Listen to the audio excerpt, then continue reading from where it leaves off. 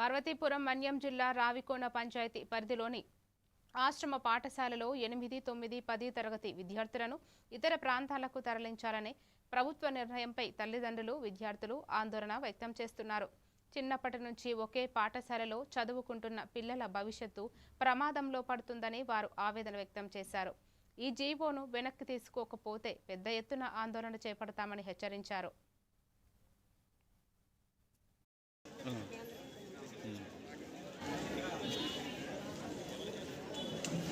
నా పేరు రామస్వామి. పార్వతీపురం మండలం ఏదైతే ఉందో రావిపల్లి పంచాయతీ పరిధిలో ఉత్తర్వులు కొనసాగుతుంది.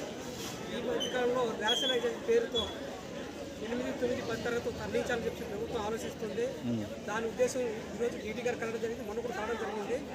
అదే జరిగితే కొమ్మడ మండలం హిల్టా పేరిస్, అలాగే హిల్టా పేరిస్ పార్కులు వివిధ గ్రామాలను కూడా నష్టపోయే ప్రమాదం ఉంది. అందులో విద్యార్థులు కూడా డ్రాప్ అవుట్స్గా మారే అవకాశం ఉంటుంది. కాబట్టి ప్రభుత్వం ఆలోచించి ఇప్పటికైనా 8, 9, 10 తరగతి కొనసాగించవలసిందే.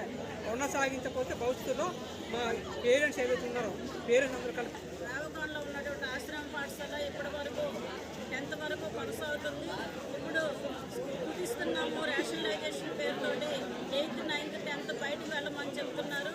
విద్యార్థుల భవిష్యత్తు ఆడుకుంటున్నటువంటి పరిస్థితి. ఇప్పటి వరకు ఆశ్రమ పాఠశాలలో సుమారు 70 గ్రామాల నుండి ఒక 7, 8 మండలాలు విద్యార్థులు వచ్చి చదువుకుంటున్నారు.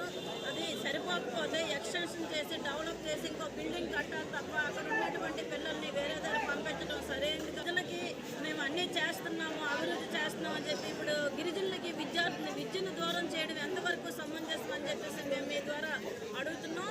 అందుకని దాన్ని వెంటనే పునరాలోచించి ఆశ్రమ పాఠశాలలో 8th, 9th, 10th కొనసాగించాలి. లేకపోతే పెద్ద ఎత్తున ఆందోళన ఇప్పుడు ఉన్నటువంటి గిరిజనులు మొత్తం విద్యార్థులు